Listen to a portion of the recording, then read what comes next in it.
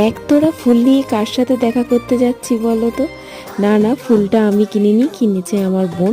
আমাদের এখানে আজ আসছে দেব, তাই বোনের অনেক দিনের ইচ্ছা ছিল যে দেবকে সামনে থেকে দেখার এবং তার হাতে ফুল দেওয়ার। তো ফাইনালি সেই ড্রিমটা ওর সাকসেসফুল হতে চলেছে, তাই ওই ফুল কিনে নিয়ে চলে এসছে।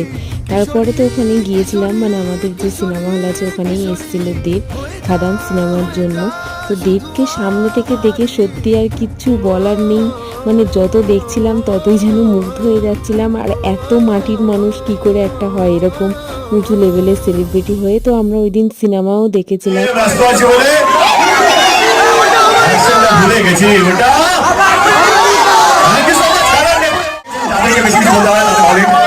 যারা খারাপ দেখেনি তাদেরকে